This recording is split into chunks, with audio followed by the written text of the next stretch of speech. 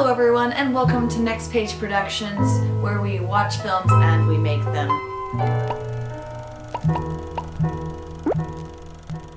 And today we will be discussing first impressions. So first impressions are everything. Whether it's meeting a new person or reading the first chapter of a book, or in this case, the opening scene of a movie. It's when the movie establishes the whole mindset you'll have for the rest of the film. And the first impression is vital to the success of any piece of work that may be out there. Unfortunately, a lot of creators forget this and end up overlooking the first impression. This leaves the audience with a sour mindset, or maybe even just the wrong mindset, which just leaves a bad taste in the audience's mouth after the whole thing's over. Next, first impressions should pop up with a bang. In other words, this is what keeps your audience engaged. This is the hook that keeps them there. And yes, this is a great idea most of the time. I mean, Jaws opens up with teenagers being eaten by sharks. Jurassic Park opens up with the employees being eaten by dinosaurs. And Indiana Jones opens up with him nearly being murdered by his partner after acquiring the golden idol. Is Spielberg okay? But I want to prove that there's another way to hook your audience to your film. And I'll show this through the film Lars and the Real Girl, one of which I've mentioned before. In this case, the bang was not necessary. This opening scene was not as much about hooking the audience, but more about establishing an atmosphere that was vivid. So I'll be going through the opening scene of Lars and the Real Girl to prove you don't always need a bang to hook your audience. And just to be clear, there will be minor spoilers as I'm going through this, so please proceed with caution. Alright, let's get into it.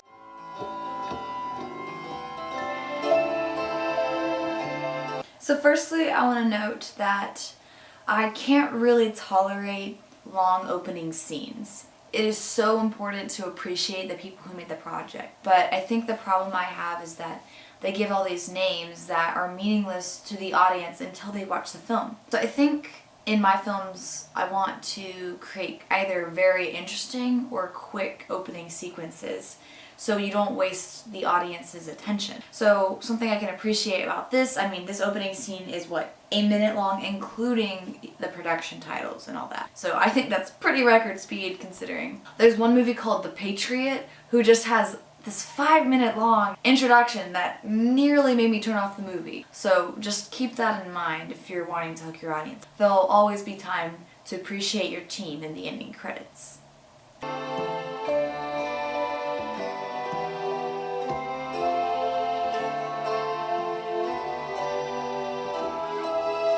So in this opening shot, you can already tell there's something a bit off about this character. So this is Lars, and in the reflection of the window, you can hear and see people playing and children laughing and all that, but he's inside watching them. So even just with the opening shot, you can tell that there's something going on here.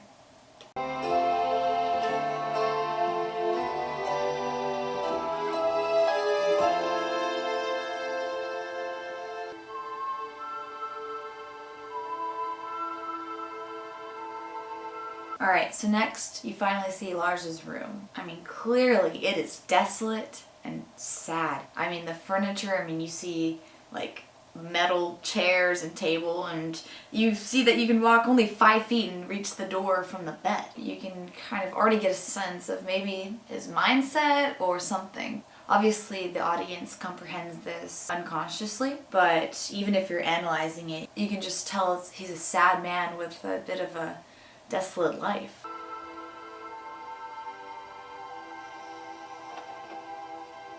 I don't have anything to say here, but let's just say Ryan Gosling is the best actor ever. Fight me. But let's continue.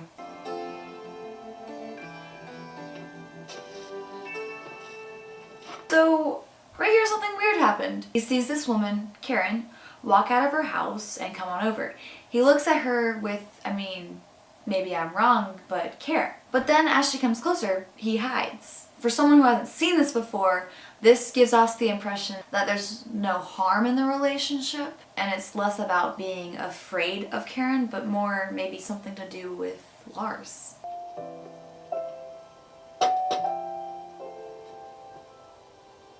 He hides again! What is with this guy?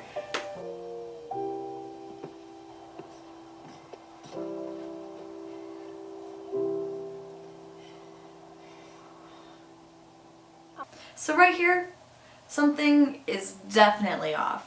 I mean, you got the signs from the fact that he's watching the people, his room is sad, and now, when she comes to the door, he doesn't even open it. That's just common courtesy. You open the door when someone's at the door. But you can tell that this isn't out of spite by that way he looked at her. This is more something, again, to do with him. I'm inviting you for breakfast.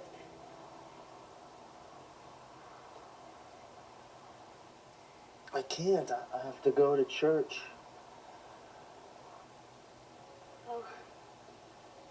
Well, after church then. Come on, we haven't seen you for so long. He finally opens the door. Could you put this on, please? I don't want your little baby to get sick. Okay, and this is very tiny, very minuscule, but I like how they did the exposition here, which is basically just telling the audience about the world and what's going on. He says, don't want your little baby to get cold. Gives her a blanket. Now you know she's pregnant. And obviously this will be important later on. Calm down. Alright, another thing on Lars's character, he doesn't know how to conversate. I mean, throughout the film, if you go and see it, you'll notice that when people talk to him, he either waits a very long time to respond or not even at all. Which, this is just something about Lars that may change over time. Come on. Okay. Okay? You'll come? Oh, yeah. Great. Could you put the whole thing on? Oh, yeah. Yeah.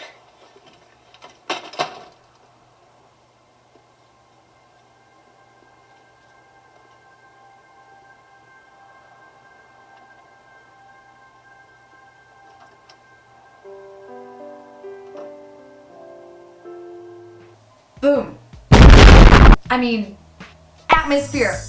In your face. I mean, you have established this is a sad guy with some weird quirks about him that something's going on later on. You've established that Karen is pregnant. You've established that Lars cares about her but has some issues with himself.